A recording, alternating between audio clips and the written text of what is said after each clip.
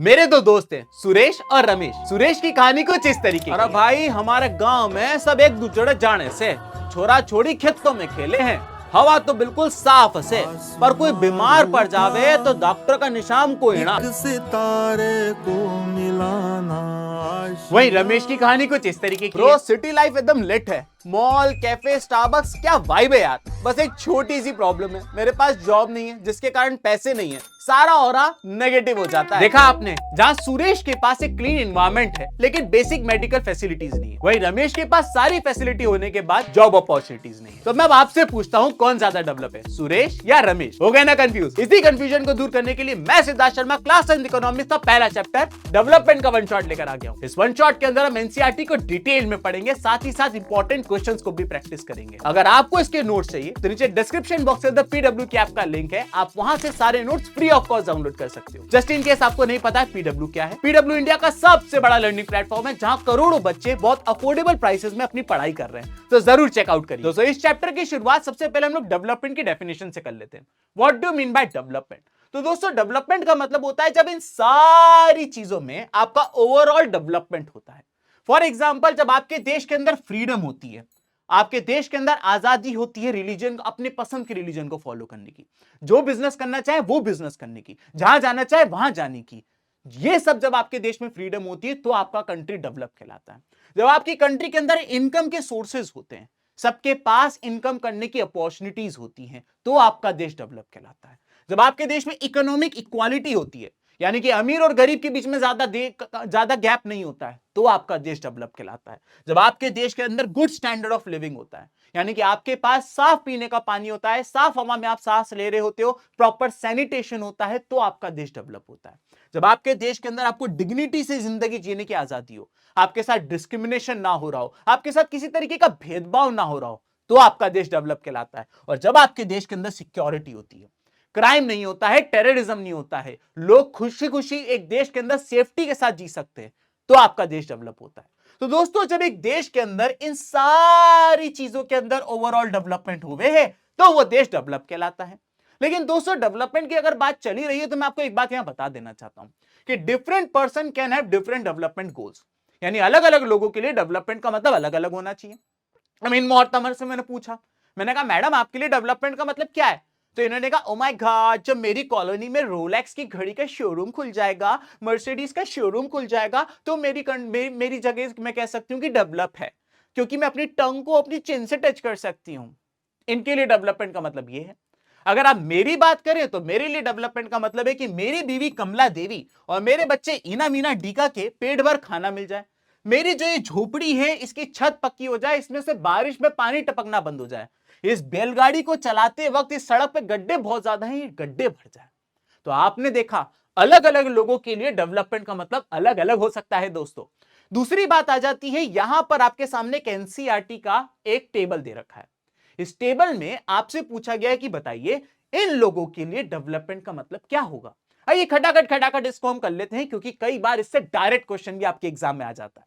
सबसे पहले बोला गया है लैंडलेस रूरल लेबर। लैंडलेस यानी इसके पास खुद की जमीन नहीं है, इसके पास खुद का खेत नहीं है, दूसरों के खेत पे ये काम करता है। रूरल यानी कि गांव वाला, लेबर है ये। तो ये लैंडलेस रूरल लेबर के लिए डेवलपमेंट का मतलब क्या होगा? इसके लिए डेवलपमेंट का मतलब होगा कि इसको मैक्सिमम डेज का वर्क मिल जाए, ज्यादा से ज्यादा दिन का इसको काम मिल जाए। कोशिश करेगा कि इसको पूरे साल काम मिल जाए। साथ ही साथ जो भी काम मिल रहा है उसकी वेजेस बहुत ज्यादा हाई हो, वो चाहेगा कि उसको ज्यादा से ज्यादा उसकी सैलरी मिले जो भी वो काम कर रहा है। तो एक लैंडलेस रूरल लेबर के लिए डेवलपमेंट का मतलब दोस्तों ये होगा।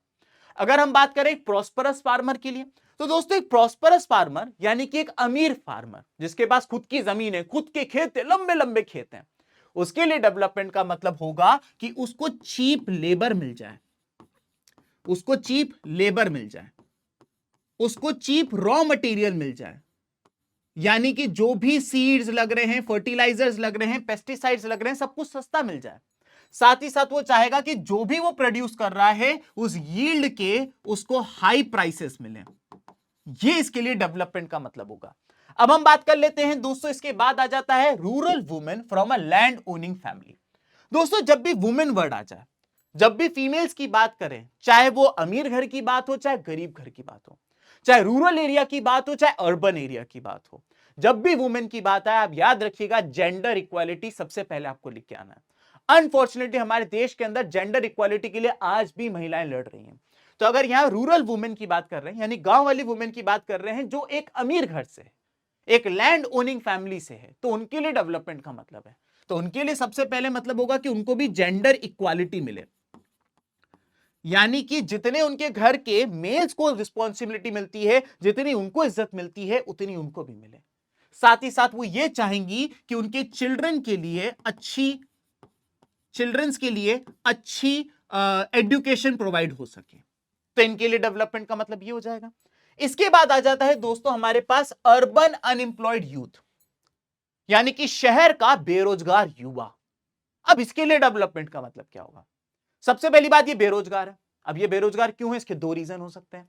एक तो ये हो सकता है कि ये बेरोजगार इसीलिए है क्योंकि इसकी जो एजुकेशन क्वालिफिकेशन है या फिर इसके अंदर वो स्किल्स ही नहीं है जिसके कारण इसको नौकरी मिल सके।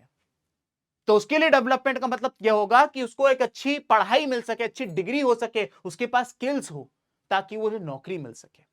और साथ ही साथ हो सकता है कई बार ऐसे भी लोग होते हैं जिनके पास अच्छी डिग्री होती है, स्किल्स भी होते हैं, लेकिन उनकी कंट्री में, उनके स्टेट में, उनकी सिटी में अपॉर्चुनिटीज ही नहीं होती हैं, जॉब्स ही नहीं है, बैठे हुए बेचारे, पढ़े लिखे हैं, सब कुछ आता है, लेकिन जॉब ही नहीं, क्या काम करें। तो इसीलिए ये चाहेंगे कि इनके पास मोर जॉब अपॉर्चुनिटीज हो, मोर जॉब अपॉर्चुनिटीज हो। तो ये हो गया इनके लिए डेवलपमेंट का मतलब। इसके बाद आ जाते हैं दोस्तों हम लोग a boy from rich urban family, एक अमीर घर का लड़का, इसके लिए डेवलपमेंट का मतलब क्या होगा? एनसीईआरटी के अंदर इसके लिए लिखा हुआ है कि इसके लिए आगे की और भी ज्यादा पढ़ाई करने के अवसर हो, यानी कि फर्दर स्टडीज के लिए ये अब्रॉड जा सके। तो इसके लिए डेवलपमेंट का मतलब एक तो ये हो जाएगा। दूसरी बात, ये अपनी पसंद से अपना करियर चूज कर सके, करियर अपनी खुद की पसंद से ही चूज कर सके, तो इसके लिए डेवलपमेंट का मतलब ये हो जाएगा। इसके बाद आ जाते हैं दोस्तों हम लोग a girl from rich urban family. मैंने आपको भी थोड़ी देर पहले ही बताया था कि लड़कियों की बात हो, चाहे अर्बन हो, चाहे रूरल हो, चाहे रिच हो, चाहे पुअर हो, सब में आपको जेंडर इक्वालिटी जरूर लिख के आना है। साथ ही साथ क्योंकि ये अमीर घर से बिलोंग करती हैं, क्योंकि ये a girl from rich urban family, तो इनके लिए भी यहां पे लिखा हुआ आपके एनसीईआरटी के अंदर कि ये फर्दर स्टडीज के लिए अब्रॉड जा सके, ठीक है। साथ ही साथ ये भी अपना करियर खुद से चूज कर सके, इनके लिए डेवलपमेंट का मतलब ये होगा दोस्तों। इसके बाद आ जाता है हमारा an adivasi from Narmada valley. अब आदिवासियों के साथ हिस्टोरिकली देखा गया है कि सोशल उनके साथ बहुत डिस्क्रिमिनेशन होता है, तो वो ये चाहेंगे कि उनके लिए डेवलपमेंट का मतलब ये होगा कि उनके साथ जो सोशल डिस्क्रिमिनेशन हो रहा है, यानी कि उनके साथ जो भेदभाव होता है, वो सोशल डिस्क्रिमिनेशन खत्म हो जाए। ये इनके लिए डेवलपमेंट का मतलब। इनके लिए डेवलपमेंट का मतलब होगा कि इनको इनकी लैंड से रीलोकेट ना किया जाए, जहां पे वो रह रहे हैं, जनरेशन से रह रहे हैं, वहां से उनको ना हटाया जाए। इनके लिए ये डेवलपमेंट का मतलब होगा। इसके बाद आ जाता है ट्रेडर। दोस्तों ट्रेडर की बात करें या इंडस्ट्रियलिस्ट की बात करें, इन दोनों के लिए कॉमन होने वाला है, तो आइए इन दोनों का अपन कॉमन लिख देते हैं। सबसे पहले ट्रेडर की बात करें तो ये भी चाहेगा कि इनको चीप लेबर मिले, और इंडस्ट्रियलिस्ट भी चाहेंगे कि इनको चीप लेबर मिले। साथ ही साथ ट्रेडर और इंडस्ट्रियलिस्ट दोनों ये चाहेंगे कि फ्यूअर टैक्सेस हो, यानी कि सरकार उनसे टैक्सेस कम ले। सादा उसके अलावा ये चाहेंगे कि इनका प्रॉफिट मैक्सिमम हो। तो ये दोनों चीजों के लिए, चाहे वो इंडस्ट्रियलिस्ट हो, चाहे वो ट्रेडर हो, दोनों के लिए डेवलपमेंट का मतलब ये होगा। अब आपके सामने ये पूरा मैंने पेज भर दिया है जो आपकी एनसीईआरटी में दिया हुआ है। आपसे बोर्ड एग्जाम में डायरेक्ट यहां से क्वेश्चन बनता है। आपको ये सब नोट डाउन करने की जरूरत नहीं, क्योंकि जैसा मैंने आपको बताया ये सारी चीजें आप पीडब्ल्यू की ऐप से फ्री ऑफ कॉस्ट डाउनलोड कर सकते हो। नीचे डिस्क्रिप्शन बॉक्स में लिंक है, जाके आप उसको बस डाउनलोड करिए, फ्री ऑफ कॉस्ट, आपसे कोई पैसा नहीं लिया जाएगा। तो ये हो गए हमारी सारी बात। तो मैंने आपको बताया कि डेवलपमेंट का मतलब अलग अलग लोगों के लिए अलग अलग होता है। इनके लिए डेवलपमेंट का मतलब कुछ और है, मेरे लिए डेवलपमेंट का मतलब कुछ और है। वैसे इन सब के लिए डेवलपमेंट का मतलब कुछ और था। अब हम आ जाते हैं अगली बात पे, और अगली बात ये कहती है कि development for one may not be development for another, in fact it can be harmful for other. यानी एक इंसान के लिए जो डेवलपमेंट है जरूरी नहीं कि वो दूसरे के लिए भी डेवलपमेंट हो सकता है कि उसके लिए वो डेवलपमेंट ना हो, इनफैक्ट उसके लिए वो हार्मफुल हो। सर कैसे? आइए मैं आपको एक एग्जांपल से समझाता हूं। यहां पर आपके सामने इंडिया का एक पॉलिटिकल मैप है। अगर इस इंडिया के पॉलिटिकल मैप पे हम बात करें तो दोस्तों आपको 3-4 स्टेट्स के आपको पता होने चाहिए। सबसे पहले आपको पता होना चाहिए यह है हमारा मध्य प्रदेश। मध्य प्रदेश से नीचे आ जाते हैं यह है आपका महाराष्ट्र। इसके साइड में आ जाते हैं यह है आपका गुजरात, और इसके ऊपर चले जाते हैं यह है आपका राजस्थान। तो ये 4 स्टेट इस कहानी में बहुत इंपॉर्टेंट है। अब हुआ क्या दोस्तों कि दरअसल एक नदी है जिसका नाम है नर्मदा रिवर, और ये जो नर्मदा रिवर है ये मध्य प्रदेश के अमरकंटक से निकलती हुई, महाराष्ट्र से होती हुई, गुजरात से होती हुई आपकी अरेबियन सी में जाके खत्म हो जाती है। तो ये जाके अरेबियन सी में मिल जाती है दोस्तों। ठीक है सर, नर्मदा नदी मध्य प्रदेश, महाराष्ट्र, गुजरात से होती हुई अरेबियन सी में चली जाती है। तो क्या? तो दोस्तों ये नदी इतनी बड़ी है कि भारत सरकार ने सोचा कि हम इसके ऊपर एक डैम बनाएंगे, और उस डैम से हम बहुत सारा पानी निकालेंगे, और उस डैम से हम बहुत सारी इलेक्ट्रिसिटी बनाएंगे, और उन्होंने सोचा जो ये इलेक्ट्रिसिटी आएगी उसको हम सारे स्टेट्स में बांट देंगे। तो सरकार ने यानी इंडियन गवर्नमेंट ने गुजरात में यहां पर इस डैम, इधर एक डैम बनाने के बारे में सोचा, और इस डैम का नाम था सरदार सरोवर डैम। यह सरदार सरोवर डैम दोस्तों गुजरात में है, और कौन सी नदी के ऊपर मौजूद है? नर्मदा नदी के ऊपर मौजूद है। अब जब ये डैम बनाया जा रहा था तो वहां के जो लोकल आदिवासी थे या विलेजर्स थे उनसे बोला गया कि अब आपको ये जगह खाली करनी पड़ेगी। तो आदिवासी ने कहा हम क्यों खाली करें? सरकार ने कहा हम यार डैम बना रहे हैं, क्योंकि जब हम डैम बनाएंगे, पानी बहते हुए पानी को रोक देंगे तो पानी ऐसे मूव करना शुरू करेगा। ऐसे में पास के जंगल, उसमें खेत, उसमें आपके गांव, उसमें आपके घर डूब जाएंगे। तो इसीलिए आपको ये जगह छोड़ के जाना पड़ेगा, आप कहीं और जाके रहिए, आपको रिलोकेट होना पड़ेगा। लोगों ने कहा ये डैम क्यों बना रहे हो? बोले इससे बिजली बनेगी, इस बिजली से मध्य प्रदेश, महाराष्ट्र, गुजरात, इवन राजस्थान के लोगों को भी बिजली मिलेगी, आपको भी बिजली देंगे। लोगों ने कहा हम क्यों सेक्रीफाइस करें? भाई यहां पे जो बिजली बन रही है हमें नहीं चाहिए बिजली, आपको दूसरे को बिजली प्रोवाइड करनी है, उसके घर में लाइट जल जाए, उसके घर में एसी चल जाए, तो मुझे क्यों रिलोकेट कर रहे हो?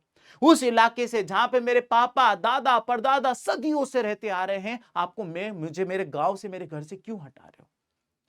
तो यही बात बताई गई है कि यहां पर ये डैम जो बन रहा था, हो सकता है वो डैम मध्य प्रदेश, महाराष्ट्र, गुजरात और राजस्थान के आम लोगों के लिए डेवलपमेंट हो, लेकिन उनसे पूछिए जो इसके आसपास रहते थे, उनके लिए ये डेवलपमेंट की कॉस्ट, उनका घर, उनका गांव, उनका जंगल, उनका एरिया पूरा चला गया।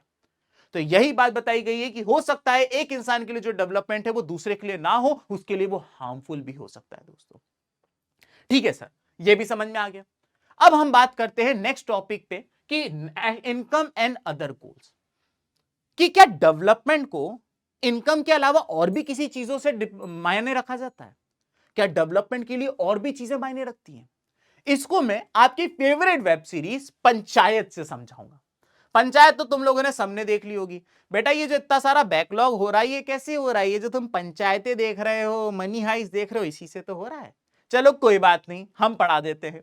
तो पंचायत से मैं आपको बताता हूं कि किस तरीके से इनकम एंड अदर गोल्स क्या क्या बातें हैं। सबसे पहले हम लोग समझ लेते हैं फ्रेंडशिप एंड रिलेशनशिप। आपने देखा था किस तरीके से सचिव जी, जो कि एक सरकारी नौकरी में थे ग्राम फुलेरा में, लेकिन उसके बावजूद उनको वहां अच्छा नहीं लगता था, उनको अपने दोस्तों की याद आती थी, और जब भी उनको अपने दोस्तों की याद आती थी तो वो हाय लिखते थे। और उसके बाद प्रधान जी, प्रहलाद चा और विकास, ये सब की सब आ जाते थे और इनके साथ टाइम स्पेंड करते थे। तो इसीलिए डेवलपमेंट में आपको फ्रेंडशिप और रिलेशनशिप भी एक बहुत इंपॉर्टेंट मायने रखती है। इसके बाद आ जाता है एजुकेशन, कि इनकम के अलावा एजुकेशन भी डेवलपमेंट के लिए इक्वल इंपॉर्टेंट है। आपने देखा था किस तरीके से सचिव जी, जो कि एक सरकारी नौकरी में थे, उसके बावजूद वो रात को पंचायत ऑफिस में इमरजेंसी लाइट की रोशनी में पढ़ाई करा करते थे ताकि उनका एमबीए में सिलेक्शन हो जाए।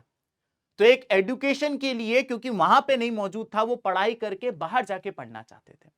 तो अगर आप चाहते हैं कि आपके देश में, आपके प्रदेश में डेवलपमेंट हो, तो एजुकेशन की प्रॉपर फैसिलिटीज होनी चाहिए, प्रॉपर स्कूल होने चाहिए, कॉलेजेस होनी चाहिए, यूनिवर्सिटीज होनी चाहिए। इसके बाद आ जाता है सिक्योरिटी। आपने देखा किस तरीके से, माना उनके पास सरकारी नौकरी थी, इनकम तो आ रही थी, लेकिन ग्राम फुलेरा में सिक्योरिटी नहीं थी दोस्तों। कभी विधायक जी लोग भेज के इनके ऊपर, हथियार भेज के इनके ऊपर हमला करवा देते थे, तो कभी कुछ और हो जाता था। इसके अलावा बताया गया है कि नो डिस्क्रिमिनेशन। आप जैसा कि जानते हैं कि वहां पर ग्राम फुलेरा में आपने देखा था जब सोलर लाइट लगनी थी, तो गांव के उस इलाके में सोलर लाइट लगा दी गई जहां पे सरपंच जी रहते थे, जहां पे प्रधान जी रहते थे। लेकिन दूसरे इलाके जहां पे प्रधान जी नहीं रहते थे, वहां पे सोलर लाइट नहीं लगाई गई, वहां पे अंधेरा ही रहा दोस्तों। तो यही बात बताई जा रही है कि डेवलपमेंट को तभी होगा जब देश से, उस जगह से डिस्क्रिमिनेशन हट जाएगा। इसके अलावा बताया गया पॉल्यूशन फ्री इन्वायरमेंट। डेवलपमेंट में इनकम के अलावा पॉल्यूशन फ्री इन्वायरमेंट भी इंपॉर्टेंट है दोस्तों। किस तरीके से आपको दिखाया गया था कि बी नोद ने कहा था हम तो यहीं हल्के होंगे। मैडम आई थी वहां पे सर्वे करने, क्योंकि ग्राम फुलेरा को डेफिकेशन फ्री का सर्टिफिकेशन मिल रखा था, ओपन डेफिकेशन फ्री का। लेकिन इनने कहा था कि नहीं, हम तो यहां पर हल्के होंगे और मैडम को बताएंगे कि ये लोग गलत कर रहे हैं। तो भाई हर कोई चाहता है कि इनकम के साथ साथ पॉल्यूशन फ्री इन्वायरमेंट हो, साफ पानी हो, हर जगह सफाई हो। तो यहां पर ये वाली पॉइंट भी इंपॉर्टेंट हो जाती है। तो दोस्तों, इनकम के अलावा जो जो चीजें इंपॉर्टेंट होती हैं वो सारी मैंने आप लोगों को एग्जांपल के साथ बता दी। अब हम लोग आ जाते हैं अगले टॉपिक पे, जो कि है नेशनल डेवलपमेंट।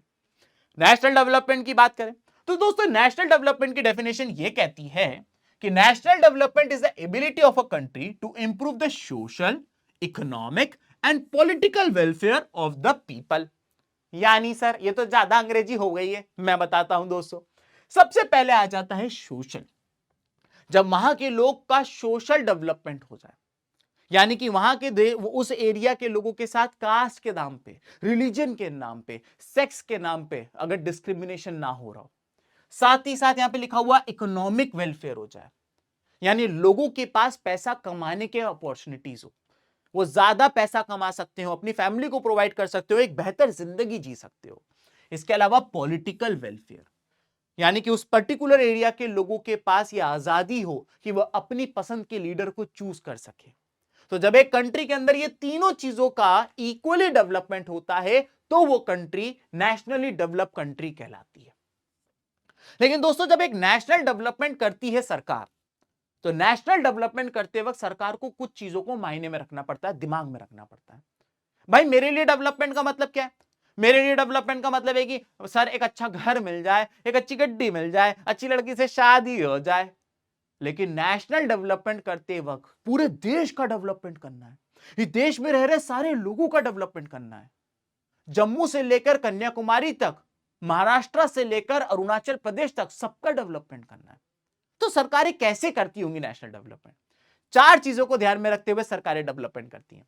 सबसे पहला आ जाता है whether all the ideas taken are equally important और नॉट। सरकार जब भी डेवलपमेंट करने जाती है तो इस बात का वो ध्यान रखती है कि भाई जो जो चीजों पे हम डिसीजन ले रहे हैं, क्या वो इक्वली इंपॉर्टेंट है?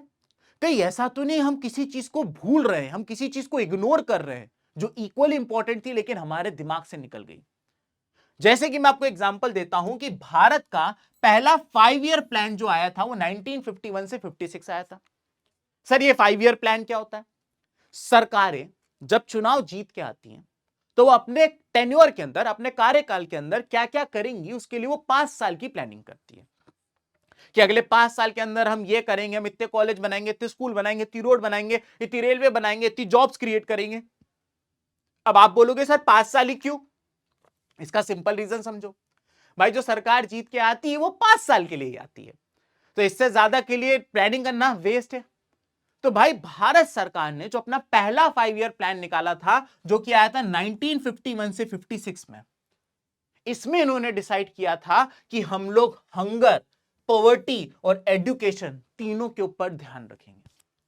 सोचिए उस टाइम के हमारे नेता कितने विजनरी रहे होंगे कि उन्होंने सोचा कि माना ये देश गरीब है, माना इस देश के अंदर लोगों के पास खाना नहीं है, लेकिन इतना ही इंपॉर्टेंट इस देश में आज की तारीख में एजुकेशन है। हो सकता था वो लोग ये सोचते कि काम करते हैं, अभी लोगों को सिर्फ खाना प्रोवाइड कर देते हैं, अभी उनको सिर्फ गरीबी से उठा लेते हैं। लेकिन उन्होंने कहा नहीं, ये तो इंपॉर्टेंट है, लेकिन एक चीज और इंपॉर्टेंट है, वो है एजुकेशन। उन्होंने उस टाइम पे आईआईटीज बनाए, आईआईएम्स बनाए, एम्स बनाए, जिसका वो जो उस टाइम पे उन्होंने नींव डाली थी, जिसका आज हम फ्रूट खा रहे हैं।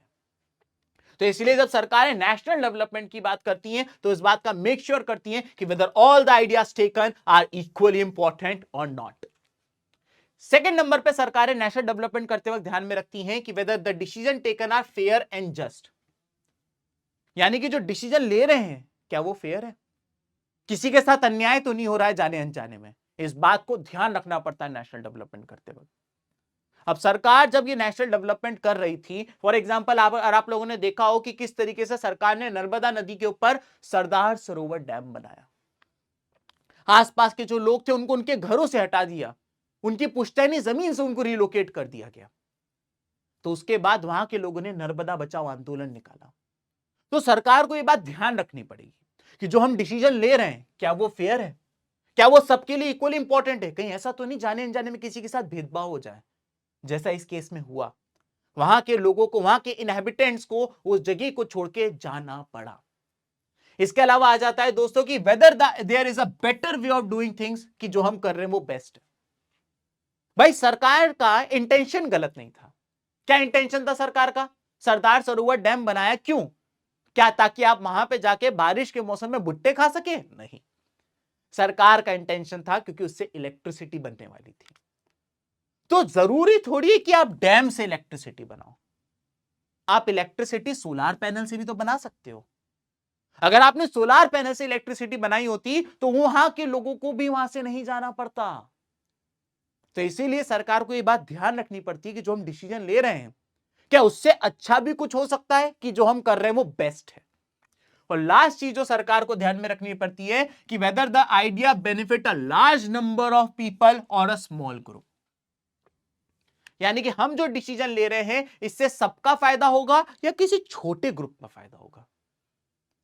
मान लेते हैं कि सरकार ने डिसाइड किया कि अब से हिंदी को हम इस देश की नेशनल लैंग्वेज बना देंगे।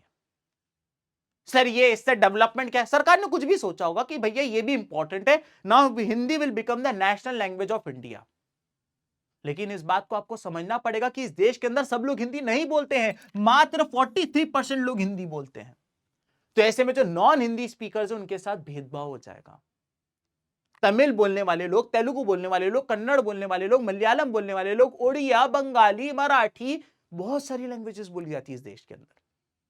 अगर मैं हिंदी को नेशनल लैंग्वेज बना दूंगा तो बाकियों के साथ नाइंसाफी हो जाएगी। एक और एग्जांपल है, मान लेते हैं कि एक रोड है, उस रोड पे चीफ मिनिस्टर और बाकी मिनिस्टर्स के घर है, और दूसरी तरफ एक रोड है जहां से लाखों लोग रोज निकलते हैं।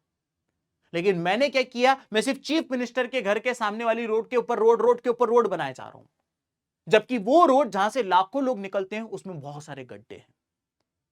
अब डेवलपमेंट तो हो रहा है, लेकिन इस डेवलपमेंट का फायदा ज्यादा लोगों को मिलना चाहिए। कायदे से सरकार को रोड वहां बनानी चाहिए जहां से लाखों लोग रोज निकलते हैं। तो जब भी सरकार नेशनल डेवलपमेंट करती है तो वो इस बात का ध्यान रखती है कि भाई जो कर रहे हैं उससे ज्यादा लोगों को फायदा होगा कि एक स्मॉलर ग्रुप को फायदा होगा। तो नेशनल डेवलपमेंट करते वक्त सरकार को ये सारी चीजें ध्यान रखनी पड़ती हैं। अब आगे आते हैं कि comparison of different countries. Sir development की बात चली रही है, आउट ऑफ क्यूरियोसिटी आप बताइए कि कौन सी कंट्री दुनिया में बेस्ट डेवलप है और कौन सी कंट्री दुनिया में लीस्ट डेवलप है, और ये कैसे डिसाइड करोगे आप कि तुम फर्स्ट हो, तुम सेकंड हो और तुम लास्ट हो? ये कैसे डिसाइड किया जाएगा? और वही चीज अब हमें पढ़नी है। सबसे पहली बात बताई गई है कि countries with higher income and more develop economically than other with lower income. ऐसा पाया गया है कि वो कंट्रीज जिनकी इनकम ज्यादा है वो ज्यादा डेवलप होती हैं as compare to those country जिनकी इनकम कम होती है। ऑब्वियस सी बात है, अगर किसी कंट्री की इनकम ज्यादा होगी तो उस कंट्री के पास पैसा ज्यादा होगा। अगर उस कंट्री के पास पैसा ज्यादा होगा तो वो कंट्री अपने इंफ्रास्ट्रक्चर पे ज्यादा खर्च कर पाएगी, ज्यादा अच्छे रोड बना पाएगी, रेलवे बना पाएगी, एयरपोर्ट बना पाएगी, स्कूल बना पाएगी, कॉलेज बना पाएगी, हॉस्पिटल बना पाएगी, अपने लोगों की प्रॉब्लम्स को ज्यादा अच्छे से समझ पाएगी। देश के लोगों के पास कोरोना से लड़ने के लिए बीमारी हो गई है, इंजेक्शन चाहिए, पैसा है, खर्चा करो, सबको दे दो इंजेक्शन। देश के लोगों के पास खाने को नहीं है, पैसा खर्चा करो, पेट भर दो उनका। तो अगर कंट्री के पास ज्यादा पैसा होगा तो वो ज्यादा डेवलपमेंट कर पाएंगे। यहां पे बताया गया है कि इसके लिए निकाली जाती है टोटल इनकम। और टोटल इनकम निकालने के लिए क्या किया जाता है? The total income of the country is the income of the residents of the country. यानी कि एक कंट्री की टोटल इनकम निकालने के लिए उस कंट्री में रह रहे सारे लोगों की इनकम को आप ऐड कर दो, तो कहते हैं उससे टोटल इनकम निकल के आ जाएगी। आप बोलोगे सर ये तो बहुत ही बढ़िया चीज है, मजा आ गया सर, आप तो बहुत ही स्मार्ट आदमी हो। अरे मेरी तारीफ क्यों कर रहे हो? लेकिन इसमें एक प्रॉब्लम है, और प्रॉब्लम यह है दोस्तों कि अगर मान लीजिए भारत जैसा एक बड़ा देश होगा, तो भारत जैसे बड़े देश में मान लेते हैं कि टोटल 100 लोग हैं। टोटल मान लेते हैं इस पूरे देश के अंदर 100 लोग हैं और हर इंसान 10 रुपए कमाता है, तो इस देश की टोटल इनकम निकल के आ जाएगी 1000 रुपए। ऑन द अदर हैंड दूसरी तरफ न्यूजीलैंड जैसा एक छोटा देश है और इस देश के अंदर टोटल लोग हैं मात्र 5, क्योंकि छोटा देश है, लेकिन हर इंसान इस देश के अंदर 100 रुपए कमा रहा है। तो न्यूजीलैंड की टोटल इनकम इस हिसाब से हो जाएगी दोस्तों 500 रुपए। अब आप बोलोगे कि अरे सर नेशनल इनकम तो इंडिया की ज्यादा अच्छी है न्यूजीलैंड से, यानी हम ज्यादा डेवलप हुए, बल्ले बल्ले, शाबा शाबा। लेकिन अगर आप इसकी गहराइयों में देखो तो आप ये पाओगे कि भारत देश का एक इंसान मात्र 10 रुपए कमा रहा है, वेरएज न्यूजीलैंड का एक इंसान 100 रुपए कमा रहा है। अगर ये 10 रुपए कमा रहा है तो उस 10 रुपए में से ये कैसे अपना पेट भरेगा, कैसे अपने बच्चों को स्कूल कॉलेजेस भेजेगा, कैसे अपने ऊपर छत को मेंटेन कर पाएगा।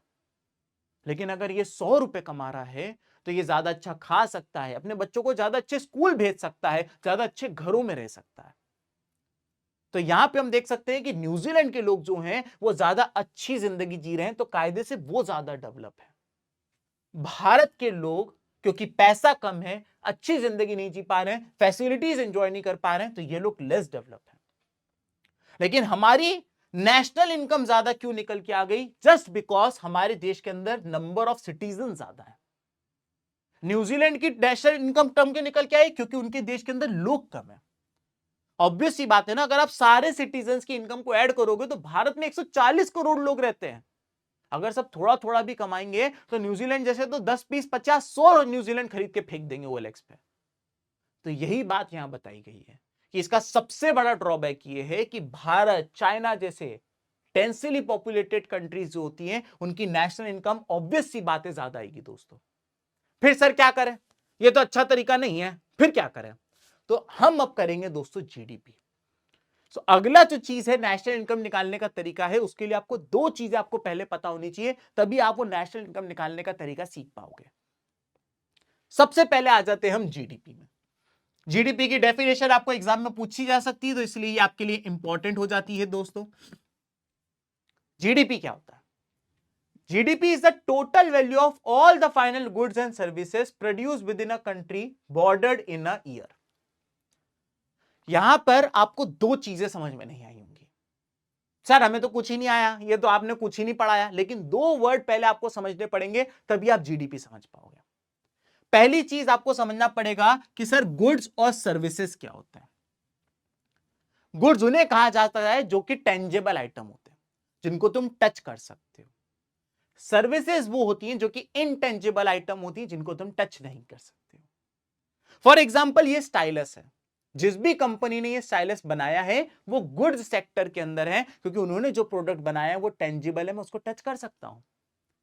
फॉर एग्जाम्पल ये स्मार्ट बोर्ड, जिस कंपनी ने भी ये स्मार्ट बोर्ड बनाया है वो गुड्स सेक्टर के अंदर है, क्योंकि उन्होंने जो प्रोडक्ट बनाया है वो टेंजिबल है, यानी कि मैं उसको टच कर सकता हूं।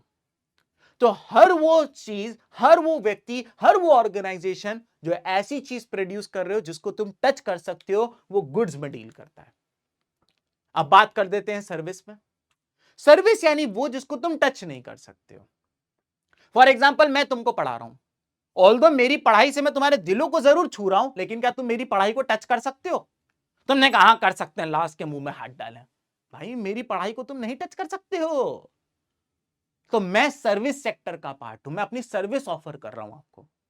फॉर एग्जाम्पल पुलिसमैन है, आप पुलिस वाले के पास गए, आपने कहा सर मेरा है ना वो मेरी एक कंप्लेन लिख दो। कंप्लेन क्या है? मेरी मम्मी मुझे मारती है। पुलिस वाले आए तो मम्मी से उन्होंने बात कर ली, मामला सुलझ गया। अब पुलिस वाले ने जो ये काम किया इसके बदले उसको सैलरी मिलती है, लेकिन उसने जो ये काम किया क्या उस काम को कोई टच कर सकता है? नहीं। तो हर वो चीज जो इनटेंजिबल होती है, जिसको तुम टच नहीं कर सकते हो, वो सर्विस कहलाती है। तो यहां पे ये कह रहा है कि एक देश एक साल के अंदर एक देश जितने भी गुड्स और सर्विसेज बनाती है उन सबको जब आप ऐड कर देते हो तो वो उस देश की जीडीपी होती है। आई रिपीट, एक देश एक साल के अंदर, हर साल की जीडीपी निकाली जाती है, तो एक देश एक साल के अंदर कितने गुड्स और सर्विसेज प्रोड्यूस करते हैं उसकी वैल्यू उस देश की जीडीपी बताती है। लेकिन यहां पर एक वर्ड है, वो है फाइनल, और आपको ये फाइनल वर्ड नहीं समझ में आएगा। सर ये फाइनल का मतलब क्या है? अब ये फाइनल वर्ड की अगर हम बात कर लें दोस्तों, तो मैं आपको एक एग्जांपल से समझाता हूं। फॉर एग्जांपल मान लेते हैं कि यहां पर हमारे पास एक किसान है, और ये जो किसान है दोस्तों ये वीट उगा रहा है, यानी गेहूं उगा रहा है। और मान लेते हैं किसान ने जो गेहूं उगाया ये 10 रुपए का है। क्या ये किसान जो गेहूं उगा रहा है क्या ये फाइनल प्रोडक्ट है? नहीं, क्योंकि मैं अभी ये गेहूं को यूज नहीं करने वाला हूं। अब ये गेहूं जाएगा एक फ्लावर मिल के पास। अब फ्लावर मिल वाले अंकल क्या करेंगे, उस गेहूं को पीसेंगे, और गेहूं को पीसने के बाद उसकी वैल्यू हो जाएगी 20 रुपए। पूछो क्यों? भाई सिंपल सी बात है, 20 रुपए इसलिए हो गई क्योंकि 10 रुपए का तो इसके अंदर गेहूं लगा हुआ है। अब ये अंकल जो मेहनत करेंगे, इनकी मशीनें चलेंगी, इनकी खुद की मेहनत होगी, इलेक्ट्रिसिटी का खर्चा आएगा, वो सब ऐड भी तो होगा, और इनका प्रॉफिट मिलाने के बाद वो 10 रुपए का गेहूं अब 20 रुपए का आटा बन चुका है। लेकिन क्या आटा मैं डायरेक्ट यूज करने वाला हूं? नहीं, अभी भी आटा मेरे पास नहीं आया। अब ये आटा गया है एक बिस्किट कंपनी के पास। अब बिस्किट कंपनी वालों ने क्या करा, उस आटे के अंदर बटर मिलाया, शुगर मिलाई, फ्लेवर मिलाया, वेनिला मिलाया, और 10 तरीके की चीजें मिलाई, उसको बेक किया और उसका एक बिस्किट बनाया। और अब ये जो बिस्किट बन के आया, इस बिस्किट की कॉस्ट है दोस्तों 30 रुपए। पूछो क्यों? भाई 10 रुपए का तो उसमें गेहूं है, 10 रुपए का इन्होंने कॉस्ट लगाया था अपना, इनकी भी बिजली खर्चा हुई थी, और 10 रुपए का इंग्रेडिएंट इनने ऐड किया। तो जैसा कि आपने देखा कि हर स्टेप में उसकी वैल्यू बढ़ती जा रही है, हर स्टेप में उसकी वैल्यू ऐड होती जा रही है, और इसी को कहा जाता है ग्रॉस वैल्यू एडेड। यहां पर अगर हम बात करें तो 10 रुपए का गेहूं यहां आके 20 रुपए का आटा बन गया था, यानी कि 10 रुपए की ग्रॉस वैल्यू ऐड हुई थी। यहां पे 20 रुपए का आटा यहां आके 30 रुपए का बिस्किट बन गया था, यानी कि इस स्टेप में फिर 10 रुपए की जीवीए यानी ग्रॉस वैल्यू ऐड हुई थी। यानी हर स्टेप में उसमें जो एडिशन होता जा रहा है उसे ग्रॉस वैल्यू ऐड कहते हैं। खैर, क्या ये बिस्किट मैं डायरेक्ट फैक्ट्री वालों से ले रहा हूं? नहीं। अब ये बिस्किट जाएगा एक किराना स्टोर के पास, और अब ये किराना स्टोर के पास जाने के बाद इस बिस्किट की कॉस्ट हो चुकी है 40 रुपए। अब ये जो बिस्किट है, अब ये बिस्किट मेरे हाथ लगने वाला है। तो भाई साहब जो बिस्किट है वो इसका एक फाइनल प्रोडक्ट है, यानी फाइनल गुड है। गेहूं फाइनल नहीं था क्योंकि मेरे हाथ नहीं लगा, आटा फाइनल नहीं था क्योंकि मेरे हाथ नहीं लगा, बिस्किट फाइनल फैक्ट्री में जब तक था मेरे फाइनल नहीं था, लेकिन जैसे वो बिस्किट किराना स्टोर में आया और मैंने पैसे देके खरीदा तब तो वो जाके फाइनल गुड बना, क्योंकि अब वो कंज्यूमर के हाथ में आ रहा है। क्लियर हो गया? तो भाई अगर मैं फाइनल वैल्यू बात करूं तो मैं यहां पे फाइनल वैल्यू इसको काउंट करूंगा, ये 40 रुपए। क्यों? क्योंकि इस 40 रुपए में इस किसान के पैसे भी जुड़े हुए हैं, इस आटा चक्की वाले अंकल के पैसे भी जुड़े हुए हैं, इस फैक्ट्री वाले के पैसे भी जुड़े हुए हैं। तो सबको इंडिविजुअली काउंट करने से अच्छा है बस फाइनल प्रोडक्ट को काउंट कर लो। अब आपने कहा सर आपके हिसाब से फाइनल गुड ये बिस्किट है जो इस किराना स्टोर से निकला है, क्योंकि ये अब कंज्यूमर के पास आया है। व्हाट इफ मैं आटा ही लेकर आ जाता घर, तो आटा ही लेकर आ जाता तो क्या आटा मेरे लिए फाइनल गुड हो जाता? बिल्कुल। जैसे ही कोई माल कंज्यूमर के पास पहुंच जाता है, जैसे उस कंज्यूमर के हाथ लग जाता है वो वहीं फाइनल गुड हो जाता है।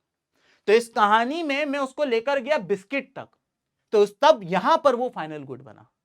लेकिन हो सकता है आटे को तुम यहीं से निकाल लो और यहीं से कंज्यूमर के हाथ लग जाए, तो आटा इस समय फाइनल गुड बन जाएगा।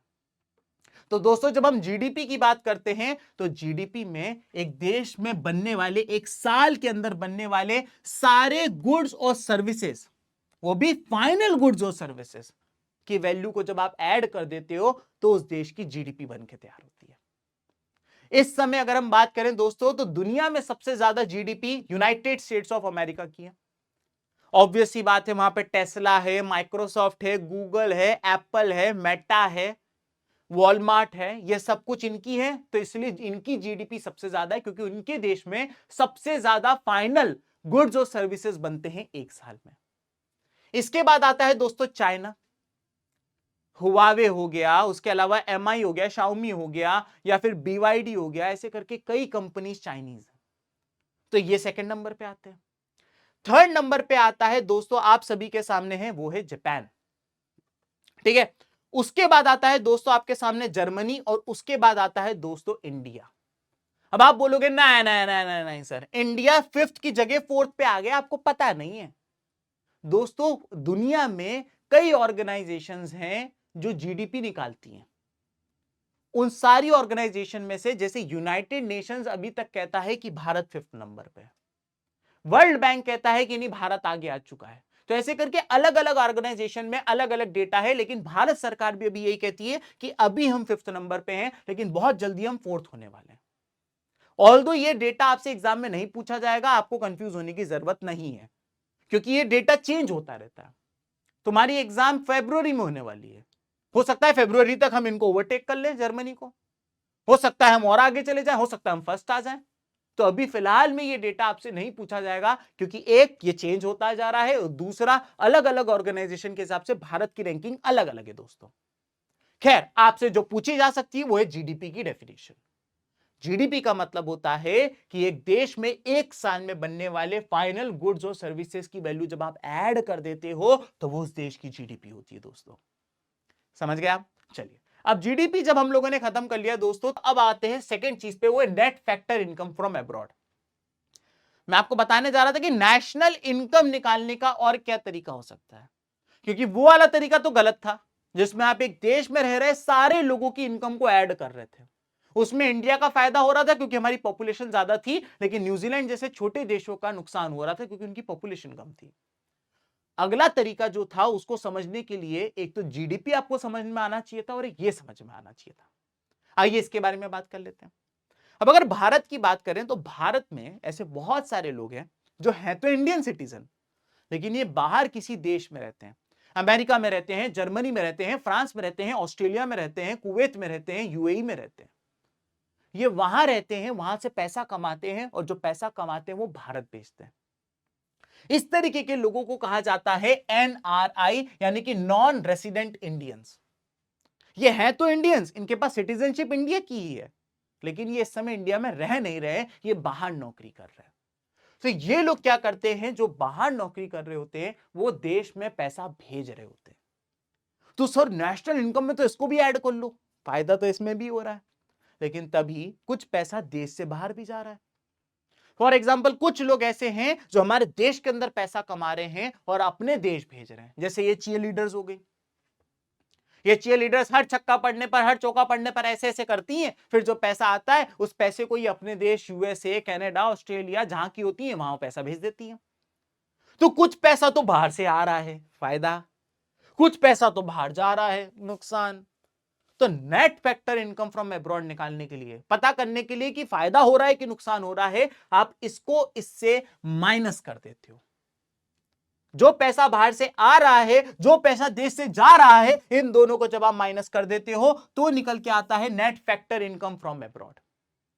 और अब मैं आपको बताता हूं नेशनल इनकम निकालने का तरीका।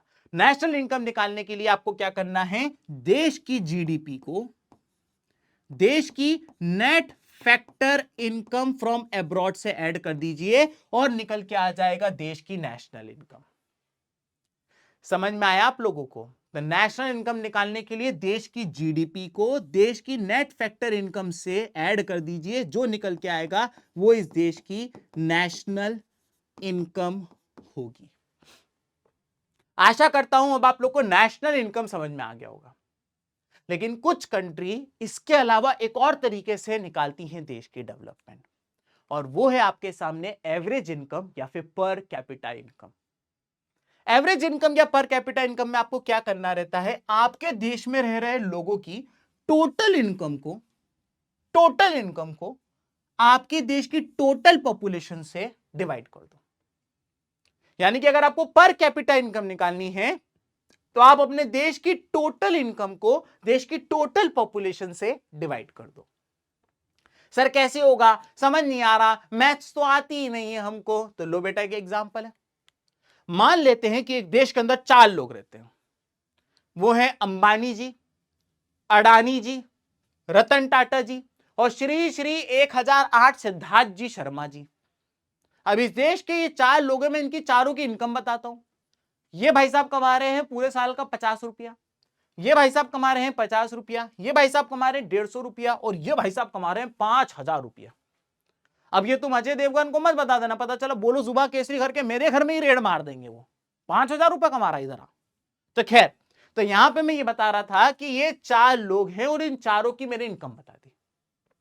पर कैपिटा इनकम का फॉर्मूला कहता है कि इन सबकी इनकम को करो ऐड, 50 प्लस 50 प्लस 150 हो जाएगा 250 और उसमें 5000 ऐड करोगे तो 5250 हो जाएगा। और वो कहता है कि इस देश की टोटल पॉपुलेशन से डिवाइड कर दो। अब इस देश में कितने लोग रह रहे हैं, 1 2 3 4 get on the dance floor, यानी कि 4 लोग रह रहे हैं। तो 4 से डिवाइड कर दिया तो ये जो नंबर निकल के आया वो इस देश की पर कैपिटा इनकम या फिर एवरेज इनकम है दोस्तों। तो अब समझ में आया एवरेज इनकम कैसे निकलती है, देश की टोटल इनकम को उसकी टोटल पॉपुलेशन से डिवाइड कर देने का। मस्त है कि नहीं। लेकिन इसमें भी एक नुकसान है, और नुकसान ये है कि पर कैपिटा इनकम ये नहीं बताता कि it does not tell how income is distributed among different sections of the society. वो ये नहीं बताता कि भाई कैसे इनकम डिस्ट्रीब्यूट हुई है। यहां पे नंबर निकल के आया 1312.5 रुपए, यानी कि ऑन एन एवरेज एक भारतीय 1312 रुपए कमाता है। लेकिन क्या यह सच है? नहीं, क्योंकि हमने देखा इनकी इनकम कम है, हमने देखा इनकी इनकम कम है, हमने देखा इनकी इनकम कम है। ये एवरेज सिर्फ इसलिए निकल के आ गया ज्यादा क्योंकि इनकी इनकम एक्स्ट्राऑर्डिनरीली ज्यादा थी। तो एवरेज निकल के आता है, इससे एग्जैक्ट नहीं पता चलता है कि कौन कितना कमा रहा है। और ये एवरेज बढ़ सकता है अगर कुछ लोग बहुत एक्स्ट्राऑर्डिनरी कमा रहे होंगे तो। दूसरी बात कि ये सिर्फ पैसे को खाएगा क्या, ये सिर्फ इकोनॉमिक एक्सपेक्ट की बातें कर रहा है। बाकी चीज है, उस देश में भूखमरी तो नहीं है, उस देश के लोगों के पास दवाई तो है, हॉस्पिटल तो है, इंफ्रास्ट्रक्चर तो है, उस देश के लोग खुश हैं कि नहीं है, जॉब अपॉर्चुनिटीज है कि नहीं है, बच्चे स्कूल जाते हैं कि नहीं, ये सब कौन बातें कर रहा है। तो पर कैपिटा इनकम भी एक अच्छा तरीका नहीं है। इसके अलावा it hide disparity among people. मैंने बताया ना, जो लोगों में डिफरेंस है वो हाइड हो जाता है, इससे उनकी इनकम में जो डिफरेंस है वो हाइड हो जाता है। तो सर ये भी ठीक नहीं है। लेकिन सर एक बात समझ में आनी है, अगर एक बार आप पर कैपिटा इनकम और जीडीपी में डिफरेंस बता दोगे ना, तो कसम से सर आपको अपनी शादी में बुला लेंगे हम। यार फोकट का खाना किसको बुरा लगता है, इतनी बड़ी बात कर ली, लो सुन लो। दोस्तों अगर जीडीपी की अगर हम बात करें तो जीडीपी निकालते वक्त आपको क्या करना है, आपके देश में हो रहे फाइनल गुड्स एंड सर्विसेज जो आपके देश के अंदर बन रहे हैं एक साल के अंदर उसको आप टोटल को उसका सारा टोटल कर लो, वो उसकी जीडीपी होती है। लेकिन पर कैपिटा इनकम निकालते वक्त आप देश की टोटल इनकम को अगर आप उसकी टोटल पॉपुलेशन से डिवाइड कर देते हो तो वो पर कैपिटा इनकम होती है। कई बार कुछ लोग पर कैपिटा इनकम का ये भी फॉर्मूला लगाते हैं कि per capita income is total income की जगह वो जीडीपी लिख देते हैं, क्योंकि बात तो एक ही है, और नीचे लिख देते हैं टोटल पॉपुलेशन। तो दोस्तों ये बेसिक डिफरेंस है जीडीपी और पर कैपिटा इनकम के अंदर। यहां तक क्लियर हो गया। अब हम बात करते हैं वर्ल्ड बैंक की। वर्ल्ड बैंक निकल के आया और वर्ल्ड बैंक ने कहा कि हम आप लोगों को बताएंगे कि दुनिया में बेस्ट डेवलप कंट्री कौन सी है और लीस्ट डेवलप कंट्री कौन सी है। बोले हम रैंकिंग करेंगे। मैंने कहा तुम रैंकिंग करोगे? बोले हाँ करेंगे। मैंने कहा कैसे करोगे? तो वर्ल्ड बैंक वालों ने कहा कि हम दुनिया की सारी कंट्री की एक रैंकिंग करेंगे, एक रिपोर्ट बनाएंगे और उस रिपोर्ट का नाम है वर्ल्ड डेवलपमेंट रिपोर्ट। याद रहे, वर्ल्ड बैंक की रिपोर्ट का नाम है world development report. World bank की रिपोर्ट का नाम है वर्ल्ड डेवलपमेंट रिपोर्ट, क्योंकि इसी चैप्टर के अंदर मैं एक और रिपोर्ट के बारे में बताऊंगा। तो बच्चों को कंफ्यूजन हो जाता है कि कौन सी ऑर्गेनाइजेशन कौन सी रिपोर्ट निकालती है। तो याद रखना दोस्तों, वर्ल्ड बैंक की रिपोर्ट का नाम है वर्ल्ड डेवलपमेंट रिपोर्ट। इन्होंने कहा इस वर्ल्ड डेवलपमेंट रिपोर्ट के अंदर हम दुनिया की सारी कंट्रीज की रैंकिंग करेंगे। मैंने कहा क्या क्राइटेरिया है? बोले कोई सिंपल सी बात है, हम देखेंगे उन देश की कंट्रीज की पर कैपिटा इनकम। मैंने कहा पर कैपिटा इनकम? बोले हाँ। मैंने कहा कैसे? बोले जिस भी कंट्री की पर कैपिटा इनकम $63,400 या इससे ज्यादा होगी, वो कंट्री हाई इनकम कंट्री या रिच कंट्री कहलाएगी। मैंने कहा ठीक है, एग्जाम्पल बता दो। बोले इसका एग्जाम्पल है मिडिल ईस्ट की ज्यादातर कंट्री, कुवैत हो गया, कतर हो गया, सऊदी अरेबिया हो गया, यूएई हो गया, ओमान हो गया। मैंने कहा ठीक है। इसके अलावा यूएसए, यूरोपियन कंट्रीज, ये वो कंट्री हैं जो हाई इनकम कंट्री है, रिच कंट्री है, जस्ट बिकॉज इनकी पर कैपिटा इनकम $63,400 या उससे ज्यादा है। ठीक है। फिर मैंने कहा लो इनकम या पुअर कंट्री कौन सी होंगी? तो इन्होंने कहा वो कंट्रीज जिनकी पर कैपिटा इनकम $2,400 या उससे भी कम है, वो कंट्री गरीब कंट्री कहलाएंगी या लो इनकम कंट्री कहलाएंगी। मैंने कहा इसका भी एग्जांपल दे दो। तो कहते हैं अफगानिस्तान, सोमालिया, मेडागास्कर। यानी इनके अनुसार अगर किसी कंट्री की पर कैपिटा इनकम $63,400 या इससे भी ज्यादा है, तो वो कंट्री आपकी रिच कंट्री कहलाएगी। अगर किसी कंट्री की पर कैपिटा इनकम $2,400 या इससे भी कम है, तो वो कंट्री पुअर कंट्री कहलाएगी। ये क्राइटेरिया बनाया है वर्ल्ड बैंक ने, और वर्ल्ड बैंक ने इस क्राइटेरिया के हिसाब से दुनिया की सारी कंट्रीज को रैंक किया है अपनी वर्ल्ड डेवलपमेंट रिपोर्ट के अंदर। दोस्तों यहां पर मैं दो चीजें मुझे आपको बतानी है। पहली चीज तो यह कि हो सकता है कि आपकी पुरानी एनसीईआरटी हो तो उसमें यह डेटा अलग हो। यह 2023 का डेटा है, तो हो सकता है आपकी किताब में डेटा अलग हो, तो यह डेटा आपको फॉलो करना है। दूसरी बात यह ध्यान रखिएगा कि पर कैपिटा इनकम को निकालने के लिए जो यूनिट, जो करेंसी यूज होती है, वो है दोस्तों डॉलर। तो यहां पे बहुत ही इंपॉर्टेंट पीस ऑफ इंफॉर्मेशन है कि पर कैपिटा इनकम को निकालने के लिए जो करेंसी यूज होती है वो होती है दोस्तों अमेरिकन डॉलर। डॉलर से निकाली जाती है। तो वर्ल्ड बैंक की रिपोर्ट ने यह कह दिया कि हम ऐसे डिसाइड कर लेंगे कि कौन सी कंट्री अमीर है, कौन सी कंट्री गरीब है। अब इससे पहले तुम कमेंट सेक्शन में लिखो भारत कहां है, इंडिया कहां है, हैप्पी इंडिपेंडेंस डे। तो दोस्तों इंडिया की बात करें तो इंडिया की पर कैपिटा इनकम है आज 2023 के हिसाब से $10,030 पर एनम। यानी ना हम अमीर कंट्री हैं ना हम गरीब कंट्री हैं, हम यहां नीचे आते हैं, यानी कि हम लो मिडिल इनकम कंट्री कहलाते हैं। ये डेटा आपको रटने की जरूरत नहीं है, ये मैंने खुद बाहर से निकाला क्योंकि एनसीईआरटी में नहीं दिया है। तो वर्ल्ड बैंक की रिपोर्ट है कि भाई पर कैपिटा इनकम के हिसाब से कंट्री की रैंकिंग होगी। लेकिन मेरा एक सवाल है, पैसा सब कुछ नहीं होता। बहुत सारे लोगों को आपने सुना होगा कि पैसों से सब कुछ नहीं खरीदा जा सकता। तो क्या सिर्फ पैसों के हिसाब से यह डिसाइड करना कि which country is develop and which country is not, क्या यह फेयर होगा? क्या हम कुछ चीजों को और भी ऐड कर सकते हैं? जैसे कि पहली चीज मुझे आपको बतानी है वो है infant mortality rate, IMR। What is infant mortality rate? Infant mortality rate का मतलब होता है जब एक देश के अंदर 1000 बच्चों का जन्म होता है, उन 1000 बच्चे में से कितने बच्चे अपना पहला जन्मदिन बनाने से पहले खत्म हो जाते हैं, वो उस देश की इन्फेंट मोर्टेलिटी रेट बताती है।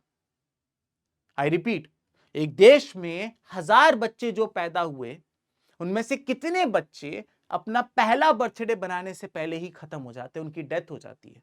6 महीने में, 8 महीने में, 11 महीने में उनकी डेथ हो जाती है। वो उस देश की इन्फेंट मोर्टेलिटी रेट बताते हैं। अगर हम बात करें तो दुनिया में सबसे ज्यादा इन्फेंट मोर्टेलिटी रेट अफगानिस्तान की है।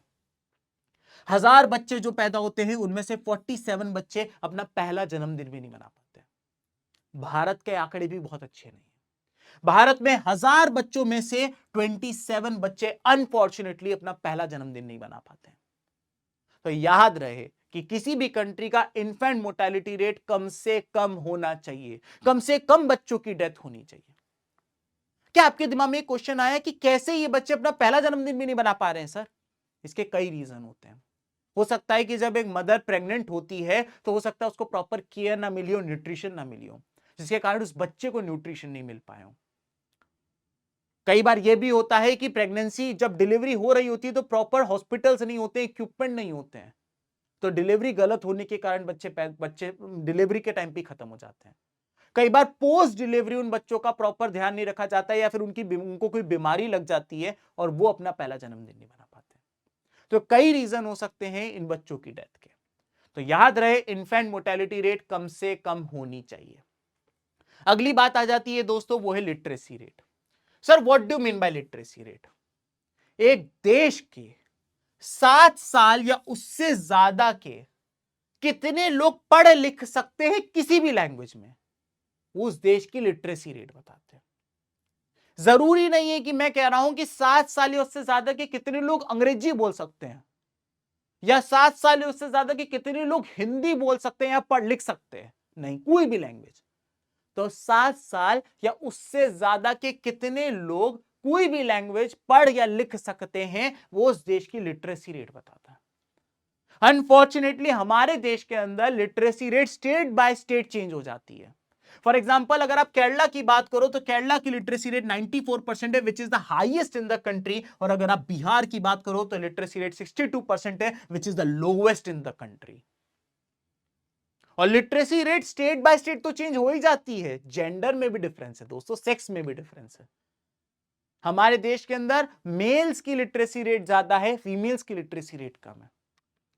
तो 7 साल या उससे ज्यादा उम्र के कितने लोग पढ़ या लिख सकते हैं कोई भी लैंग्वेज, वो उस देश की लिटरेसी रेट डिफाइन करते हैं। थर्ड नंबर पे आ जाता है आपका net attendance ratio. Sir what do mean by net attendance ratio? Net attendance ratio का मतलब होता है 14 से 15 साल के जो टोटल बच्चे हैं उसमें से कितने बच्चे स्कूल या कॉलेज जाते हैं, वो जो रेशियो निकल के आता है उसे नेट अटेंडेंस रेशियो कहते हैं। मान लेते हैं कि एक 14 से 15 साल के टोटल 14 से 15 साल के 1000 बच्चे, और इन 1000 बच्चों में से स्कूल जाते हैं 500 बच्चे। तो दोस्तों नेट अटेंडेंस रेशियो निकल के आएगी, जितने बच्चे स्कूल जाते हैं उसको ऊपर लिखेंगे और टोटल जितने बच्चे हैं 14-15 साल के उसको नीचे लिखेंगे। जब आप इन दोनों को काट दोगे तो रेशियो निकल के आएगा 1:2। ये होगा आपका नेट अटेंडेंस रेशियो। क्लियर हो गया? तो ये नेट अटेंडेंस रेशियो मैंने आपको 3 चीजें बताई। सबसे पहले बताया इन्फेंट मोर्टेलिटी रेट, ये कम से कम होना चाहिए। लिटरेसी रेट ये ज्यादा से ज्यादा होना चाहिए और नेट अटेंडेंस रेशियो भी ज्यादा से ज्यादा होना चाहिए। आपकी एनसीईआरटी के अंदर 3 स्टेट को, अच्छा एक चीज मैं आपको बताना भूल गया कि नेट अटेंडेंस रेशियो को बढ़ाने के लिए हमारे देश के अंदर फंडामेंटल राइट है एक, और यह फंडामेंटल राइट ये कहता है कि देश में सारे बच्चे जो 6 से 14 साल के हैं उनको फ्री एजुकेशन का हक है। अगर आपके पास रिसोर्सेज नहीं, अगर आपके पास पैसा नहीं है तो सरकार आपको पढ़ाएगी लिखाएगी। तो 6 से 14 साल के सारे बच्चों को देश में पढ़ाने की जिम्मेदारी सरकार की है। अब आप बोलोगे सर 14 साल तो बहुत कम है। 14 साल की उम्र में बच्चा क्या 8वीं पहुंच पाता होगा, 9th पहुंच पाता होगा? कम से कम 12 तक तो पढ़ाओ, कॉलेज तो पढ़ाओ।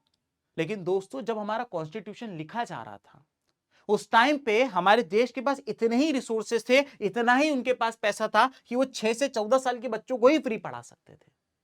हो सकता है आगे जाके देश इतना अमीर हो जाए कि हम 12वीं तक के बच्चों को फ्री एजुकेशन ऑफर करने लगे, कॉलेज, पोस्ट ग्रेजुएशन, पीएचडी तक के बच्चों को हम फ्री एजुकेशन ऑफर करने लगे। तो भैया नेट अटेंडेंस रेशियो को बढ़ाने के लिए फंडामेंटल राइट तक है हमारे देश के अंदर। अब मैं आपको बता रहा था कि आपके एनसीईआरटी के अंदर 3 स्टेट का कंपैरिजन किया हुआ है इन 3 चीजों के ऊपर। फॉर एग्जाम्पल हरियाणा, केरला और बिहार का infant mortality rate, literacy rate और नेट अटेंडेंस रेशियो। मैं आपको पहले भी बता चुका हूं कि इन्फेंट मोर्टेलिटी रेट कम से कम होना चाहिए, और अगर हम लिटरेसी रेट और नेट अटेंडेंस रेशियो की बात करें तो ये ज्यादा से ज्यादा होना चाहिए। अब ये कम से कम होना चाहिए, सबसे कम किसका है? हरियाणा, केरला, बिहार, सबसे कम है केरला का, अच्छी बात है। और सबसे ज्यादा किसका है? सबसे ज्यादा है हरियाणा का इन्फेंट मोर्टेलिटी रेट, बुरी बात है। लिटरेसी रेट सबसे ज्यादा होना चाहिए, सबसे ज्यादा किसका है? केरला का, मैक्सिमम है, अच्छी बात है। सबसे कम लिटरेसी रेट किसका है? बिहार का, बुरी बात है। नेट अटेंडेंस रेशियो ज्यादा से ज्यादा होना चाहिए, सबसे ज्यादा किसका है? अगेन केरला का, ठीक है। और सबसे कम किसका है? अगेन बिहार का, बुरी बात है। अब अगर आपने एक बात नोटिस करी हो तो केरला हर क्राइटेरिया में अच्छा परफॉर्म कर रहा है। इन्फेंट मोर्टेलिटी रेट कम होनी चाहिए, है। लिटरेसी रेट और नेट अटेंडेंस रेशियो ज्यादा होना चाहिए, है।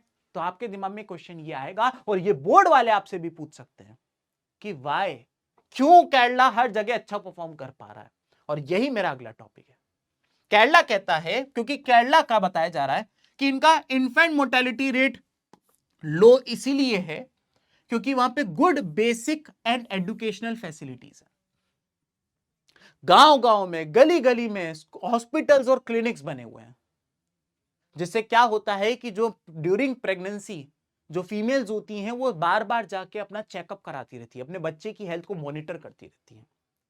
गांव गांव, गली गली में क्लिनिक और हॉस्पिटल होने के कारण प्रेगनेंसी, डिलीवरी इजीली हो पाती है। डिलीवरी के बाद जब बेबी बाहर आ जाता है तो उसको अच्छे से मॉनिटर किया जा सकता है, उसकी हेल्थ को मॉनिटर किया जा सकता है। इसीलिए केरला का इन्फेंट मोर्टेलिटी रेट कम है। इनफैक्ट आपको ध्यान रहे कि कभी भी कोई बीमारी का जब भारत में पता चलता है, चाहे वो कोविड हो या फिर स्वाइन फ्लू हो, कोई भी वायरस जब फैलता है तो सबसे पहले केरला में रिपोर्ट होता है, क्योंकि केरला में सबसे ज्यादा लेबोरेटरीज है, केरला में सबसे ज्यादा टेस्टिंग होती है। क्लियर हो गया? एक यूपीएससी के एस्पिरेंट से इंटरव्यू में पूछ लिया गया था कि केरला में ही सबसे पहले क्यों होता है। क्या इसका रीजन ये कि बहुत सारे केरला वाले जो लोग हैं, मलयालम बोलने वाले लोग हैं, ये लोग मिडिल ईस्टर्न कंट्रीज में नौकरी करते हैं और ये वहां से क्या वायरस लेकर आते हैं? तो उसने ये जवाब दिया कि नहीं सर, दरअसल केरला में सबसे पहले इसलिए रिपोर्ट होता है क्योंकि केरला में सबसे ज्यादा टेस्टिंग होती है, बाकी स्टेट्स में टेस्टिंग ही नहीं हो रही होती तो पकड़ में ही नहीं आता है। अगली बात यह बताई गई है कि ऐसा माना गया है और ऐसा पाया गया है कि जिस स्टेट की पब्लिक डिस्ट्रीब्यूशन सिस्टम अच्छा होता है, उस देश, उस प्रदेश के, उस सिटी के लोग ज्यादा अच्छे, हेल्दी और न्यूट्रिशनल जिंदगी गुजारते हैं। अब आपके दिमाग में क्वेश्चन आएगा, सर पब्लिक डिस्ट्रीब्यूशन सिस्टम क्या होता है? पब्लिक डिस्ट्रीब्यूशन सिस्टम एक ऐसी शॉप्स को कहा जाता है, एक ऐसी पब्लिक डिस्ट्रीब्यूशन सिस्टम में सरकारें क्या करती हैं? देश के सारे लोगों का सर्वे करती हैं। आपके घर लोग आएंगे, वो आपसे पूछेंगे घर में कितने लोग हैं, कितने पढ़े लिखे हैं, कितने लोग नौकरी करते हैं, और उसके बाद वो लोग क्या करते हैं? वो एक नंबर निकालते हैं। उन्होंने ऐसा बोल रखा है कि भाई जो इंसान इतना कमा रहा है या इससे ज्यादा कमा रहा है वो तो ठीक है, लेकिन जिस फैमिली की इनकम इस लाइन के नीचे है उनको हमें सपोर्ट करने की जरूरत है, उनको हमें खाना देने की जरूरत है, उनके इलाज की हमें व्यवस्था करने की जरूरत है। और इस लाइन को कहा जाता है पॉवर्टी लाइन। और पॉवर्टी लाइन के नीचे वाले लोग जो होते हैं वो बिलो पॉवर्टी लाइन वाले होते हैं, ऊपर वाले अबव पॉवर्टी लाइन वाले होते हैं, और सरकार बिलो पॉवर्टी लाइन यानी बीपीएल वालों का खाने का, इलाज की देखभाल करती है। तो सरकारें क्या करती हैं? अलग अलग जगह आपके सेंटर्स बने होते हैं, आपको एक राशन कार्ड मिला होता है। जब आप ये राशन कार्ड लेके उधर जाते हो महीने में एक बार, तो आपको गेहूं, चावल, नमक, तेल जैसी बेसिक चीजें बहुत कम दामों में मिलती हैं। फॉर एग्जाम्पल, जब मैं छोटा था तो 3 रुपए किलो गेहूं, 1 रुपए किलो नमक और शायद 7 रुपए किलो चावल मिल जाता था। तो इतने कम दाम पे बिलो पॉवर्टी लाइन वालों को राशन कार्ड के जरिए इनको ये खाना दिया जाता है। इससे इनके न्यूट्रिशन की वैल्यू बढ़ जाती है और ये एक हेल्दी जिंदगी रह पाते हैं। ऑब्वियस सी बात है, पेट भरा रहेगा तो मैं बीमार नहीं पड़ूंगा, कम बीमार पड़ूंगा, और यही सरकार का एजेंडा होता है दोस्तों। क्लियर हो गया? अब हम लोग आ जाते हैं अगले टॉपिक पे, which is body mass index. Sir what is body mass index? दोस्तों बॉडी मास इंडेक्स से पता चलता है कि एक पर्टिकुलर एज ग्रुप का आदमी अंडरवेट है, ओवरवेट है या नॉर्मल है। मैं आपसे बोल रहा हूं कि मैं दुबला हूं कि मोटा हूं कि मैं नॉर्मल हूं, कैसे डिसाइड होगा? सर आपकी एज ग्रुप के लोगों के सब पता चल जाएगा।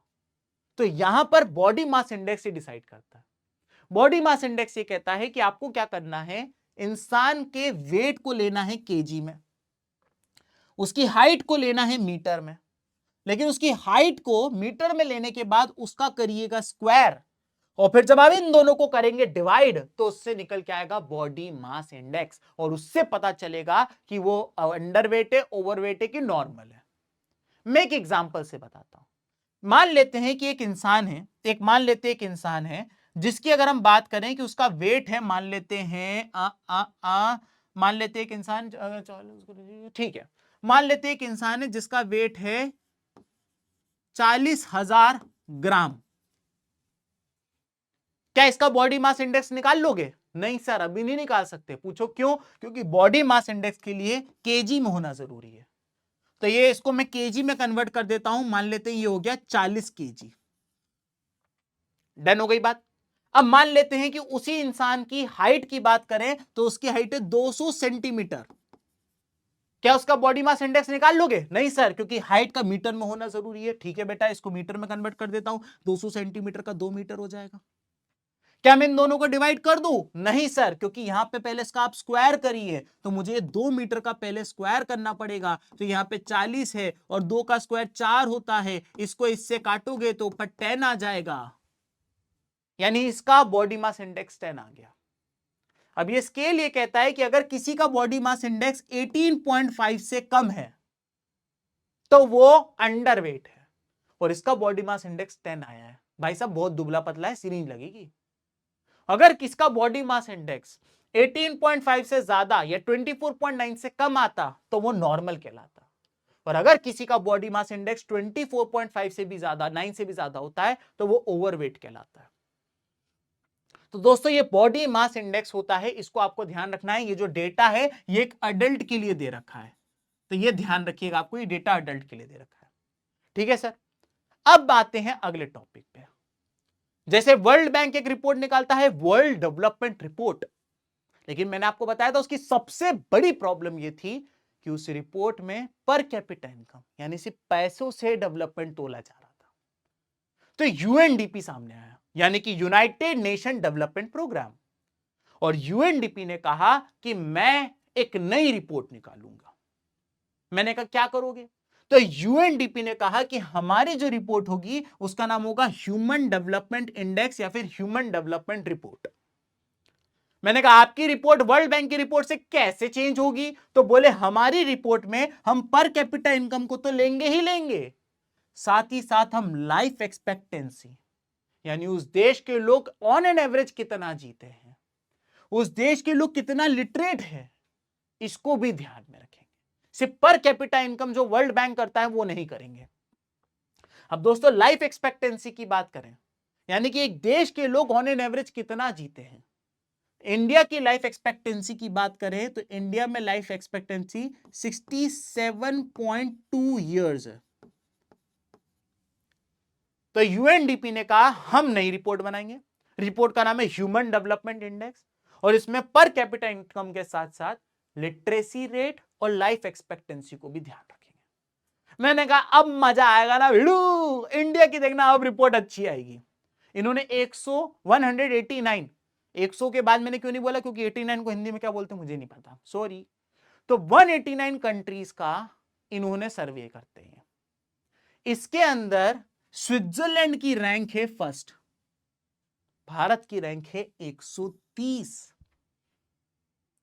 ये इतना खराब डेटा है कि श्रीलंका जैसी कंट्री हमसे ऊपर है।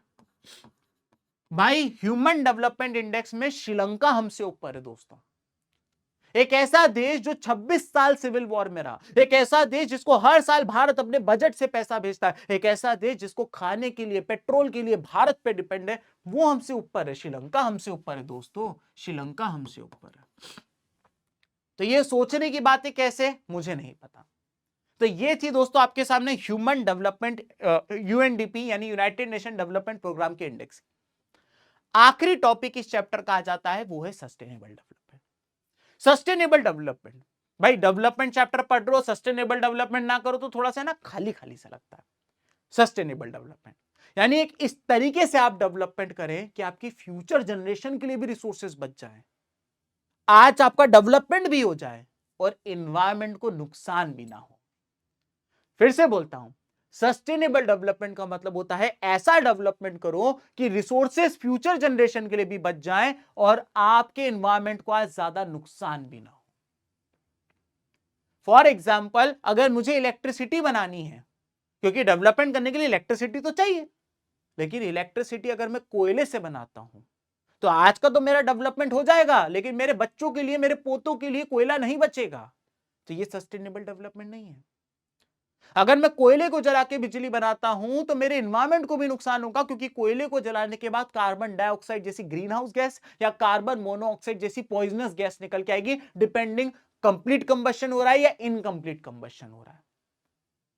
तो अगर कोयले से इलेक्ट्रिसिटी बनाई जा रही है तो वो सस्टेनेबल डेवलपमेंट में नहीं आएगी। क्यों? क्योंकि एक तो ये रिसोर्स खत्म होते जा रहे हैं, फ्यूचर जनरेशन के लिए नहीं बचेगा, और दूसरा एनवायरमेंट को भी ये डैमेज कर रहा है। Is that clear? तो हमें क्या करना चाहिए? हमें इस्तेमाल करना चाहिए रिन्यूएबल एनर्जी का। कोयले से इलेक्ट्रिसिटी की जगह सोलर एनर्जी से इलेक्ट्रिसिटी बनाओ, विंड एनर्जी से इलेक्ट्रिसिटी बनाओ, वाटर एनर्जी से इलेक्ट्रिसिटी बनाओ। रीयूज, रिड्यूस, रिसाइकल करो, 3 Rs की तरफ जाओ, तब आप सस्टेनेबल डेवलपमेंट पे आओगे।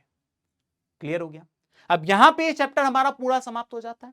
चलिए कुछ क्वेश्चंस को हम प्रैक्टिस कर लेते हैं जो आपकी mid term exam, pre board exam और बोर्ड 2026 में आ सकते हैं। रूल्स ये हैं बच्चों कि आपके सामने क्वेश्चन आएगा, मैं थोड़ा सा पॉज लूंगा, आपको वीडियो को करना है पॉज और नीचे कमेंट सेक्शन के अंदर तुरंत आंसर लिख के आना है कि पहले का ए था कि बी था कि सी था कि डी था। तो आपको कुछ इस तरीके से 1 का ए है तो 1A लिखो, 1 का बी है तो 1B लिखो, 1 का सी है तो 1C लिखो और 1 का डी है तो 1D लिखोगे आप। उसके बाद अगले क्वेश्चन पे जाएंगे, मैं फिर आपको समय दूंगा, आपको पॉज करके फिर आपको जवाब देना है।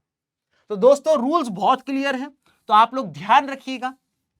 पहला क्वेश्चन आप सभी के सामने आ गया है। पहला क्वेश्चन ये कह रहा है, which of the following neighboring countries has better performance in terms of human development than India? 4 option है, बांग्लादेश, नेपाल, श्रीलंका एंड पाकिस्तान।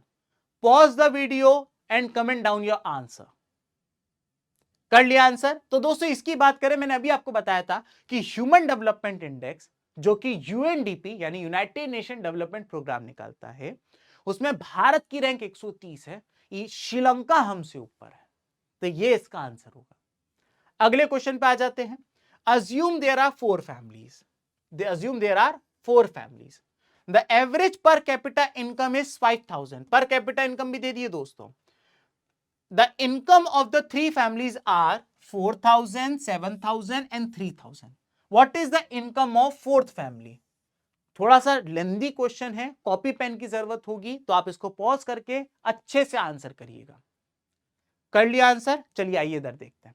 अब यहां पे क्या बोल रहा है, कह रहा है 4 फैमिली है और पर कैपिटा इनकम, ध्यान से सुनिएगा, पर कैपिटा इनकम हमें गिवन दे रखी कितनी? 5,000। 5,000 पर कैपिटा इनकम दे रखी है। फर्स्ट फैमिली की इनकम कितनी है दोस्तों? फर्स्ट फैमिली की इनकम है 4,000। सेकेंड फैमिली की इनकम कितनी है दोस्तों? सेकेंड फैमिली की इनकम है 7,000। और थर्ड फैमिली की इनकम कितनी है दोस्तों? थर्ड फैमिली की इनकम है दोस्तों 3,000। हमसे बोला गया है कि फोर्थ फैमिली की इनकम निकालो। निकाल लेंगे, बहुत इजी है। तो सबसे पहले मुझे मालूम है पर कैपिटा इनकम को निकालने का फॉर्मूला होता है total income upon total population. यही फॉर्मूला होता है ना दोस्तों। अब पर कैपिटा इनकम कितनी दे रखी है? 5,000। Total income 5,000, 4,000, 7,000, sorry, total income 4,000, 7,000, 3,000। तो ये 4,000, 7,000 और 3,000। चौथी फैमिली की इनकम नहीं पता, तो इसको फोर्थ को फोर्थ फैमिली ही रहने देते हैं अभी अपन। और नीचे टोटल लोग कितने हैं? 4 लोग हैं। अब इन सबको ऐड कर दीजिए, 7 और 3 10, 10 और 4 14।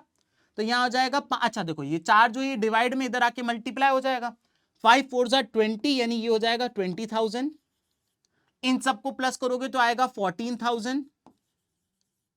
और ये फोर्थ फैमिली की इनकम हमें पता चल जाएगी। इसको प्लस का है, इधर आके माइनस हो जाएगा, 20,000 में से 14,000 चले जाएंगे तो फोर्थ फैमिली की इनकम निकल के आ जाएगी दोस्तों 6,000 रुपए। तो इसका सही जवाब होगा दोस्तों 6,000 रुपए।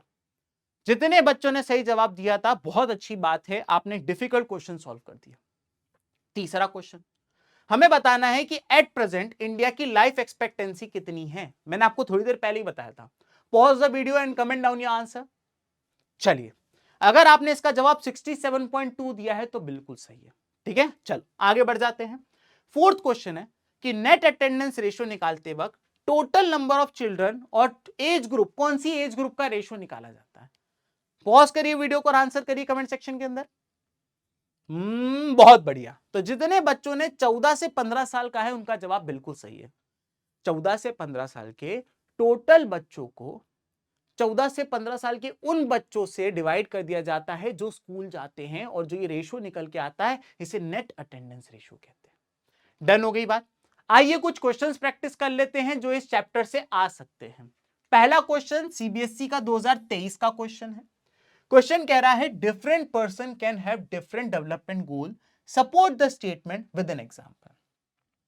अब मैंने आपको चैप्टर की स्टार्टिंग में एक बड़ा सा टेबल बनवाया था जिसमें बताया था अलग अलग लोगों के लिए अलग अलग गोल्स हो सकते हैं। तो वही चीज में से आपको सिर्फ दो चीजों का आपको यूज करना है।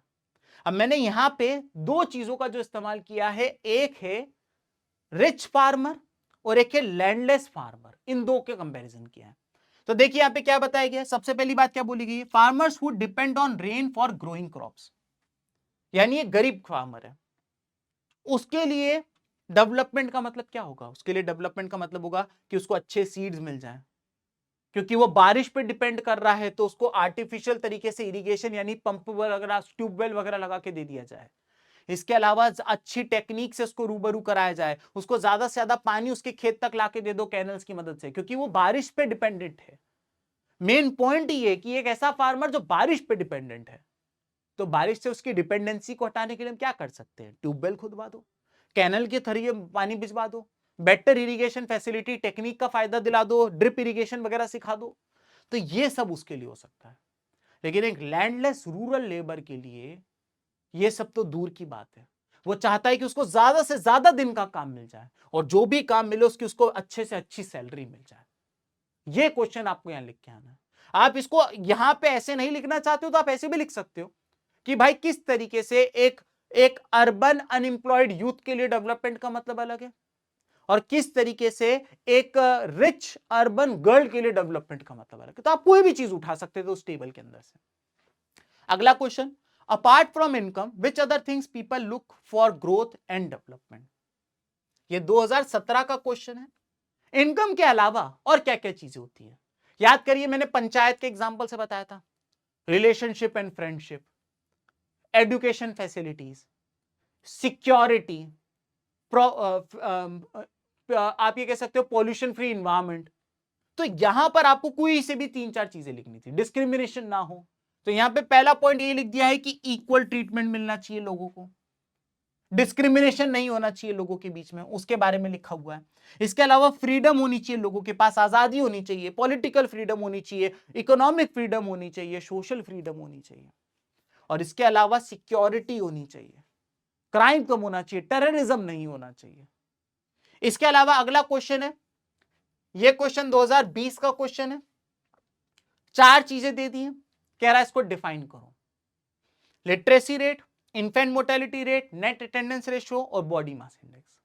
एक एक करके कर लेते हैं। लिटरेसी रेट, एक देश के 7 साल या उससे भी ज्यादा उम्र के कितने लोग रीड या राइट कर सकते हैं इन एनी पर्टिकुलर लैंग्वेज, वो उस देश की लिटरेसी रेट बताता है। केरला की लिटरेसी रेट हाईएस्ट है 94%, बिहार की लिटरेसी रेट लोएस्ट है 62%। आपने एक बात नोटिस करी, भाई मैं जितने भी आंसर लिख रहा हूं मैं कोशिश कर रहा हूं किसी एग्जाम्पल के साथ उसको सपोर्ट करूं, और यही आपको अपनी बोर्ड एग्जाम में करके आना है।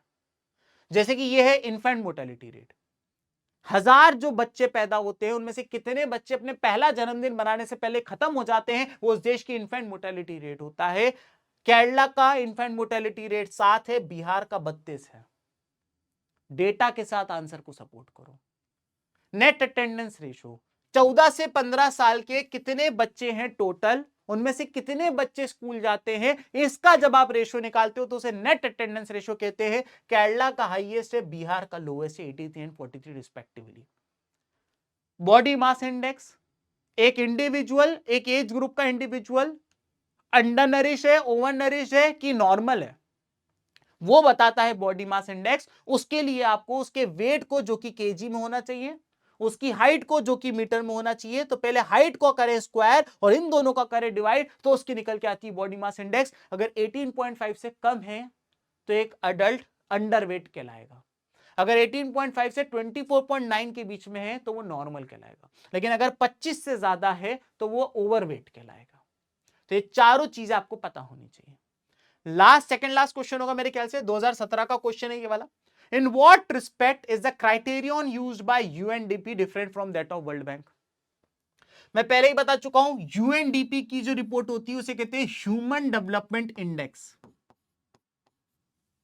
और वर्ल्ड बैंक की जो रिपोर्ट होती है उसे कहते हैं वर्ल्ड डेवलपमेंट रिपोर्ट। दोनों में डिफरेंस ये है कि वर्ल्ड डेवलपमेंट रिपोर्ट ये कहता है कि हम पर कैपिटा इनकम के हिसाब से बताएंगे, जिसकी पर कैपिटा इनकम $63,400 या उससे ज्यादा होगी वो रिच, जिसकी per capita income $2,400 per annum से कम होगी वो पुअर। बस इससे हम पता कर लेंगे। यूएनडीपी कहता है कि हम पर कैपिटा इनकम के साथ साथ लिटरेसी रेट का भी ध्यान रखेंगे और हम लोग लाइफ एक्सपेक्टेंसी का भी ध्यान रखेंगे। तो उन्होंने पूछा है क्या क्राइटेरियन में अलग है, मैंने बता दिया 2 क्राइटेरिया इसमें ऐड करे जाते हैं और वही चीज यहां वर्ड्स में लिखी हुई है। आगे last question, suggest any 3 ways to improve public facilities in India. 2020 का क्वेश्चन है, इंडिया में पब्लिक फैसिलिटी कैसे बढ़ा दें? तो पहला तरीका है कि इंडिया में अगर आप पब्लिक फैसिलिटी बढ़ाना चाहते हो तो ज्यादा से ज्यादा डिस्पेंसरीज होनी चाहिए, डॉक्टर्स होने चाहिए, नर्सेज होनी चाहिए, जो केरला में है। अगर आप पब्लिक फैसिलिटी बढ़ाना चाहते हो तो आपको पब्लिक डिस्ट्रीब्यूशन सिस्टम ज्यादा से ज्यादा होने चाहिए ताकि गरीब आदमी की न्यूट्रिशनल वैल्यू फुलफिल हो सके। अगर आप पब्लिक फैसिलिटी बढ़ाना चाहते हो तो आपको इंफ्रास्ट्रक्चर को इंप्रूव करना होगा, जैसे रेलवे, कम्युनिकेशन, बैंकिंग, रोडवेज, जिससे ये सबकी रीच में भी आ जाए और साथ ही साथ गरीब आदमी का फायदा भी हो सके, उसको सस्ते दाम पे मिल सके। अब ये वाला जो क्वेश्चन है ये आपका होमवर्क क्वेश्चन है दोस्तों, इसका जवाब मैं नहीं दूंगा, इसका जवाब आपको नीचे कमेंट सेक्शन में लिखना है। जिस बच्चे का जवाब सही होगा मैं कोशिश करूंगा कि उसके जवाब को एक हार्ट दे दूं, जिससे बाकी बच्चों को पता चल सके कि सही जवाब क्या है। बढ़िया क्वेश्चन है, कमेंट सेक्शन में अटेम्प्ट जरूर करिएगा। तो दोस्तों आज के लिए केवल इतना ही। आशा करता हूं कि आपको डेवलपमेंट का वन शॉट पूरी तरीके से समझ में आ गया होगा। पूरे चैप्टर को लाइन बाय लाइन पढ़ाया है, साथ ही साथ इंपॉर्टेंट एमसीक्यूज और क्वेश्चन आंसर्स भी कराए हैं। तो मुझे आप कमेंट सेक्शन में जरूर बताइएगा कि आपको ये वन शॉट कैसा लगा। अगर छोटा सा कमेंट लिखोगे बहुत अच्छा लगेगा दोस्तों। लाइक जरूर करिएगा और अगर नोट्स चाहिए तो नीचे डिस्क्रिप्शन बॉक्स में पीडब्ल्यू की ऐप का लिंक दे रखा है, वहां से सारे notes free of cost download जरूर करिएगा। तो बाय बाय बच्चों, टेक केयर। अगला चैप्टर का वन शॉट कौन सा चाहिए वो भी बताते जाना कमेंट सेक्शन के अंदर। बाय।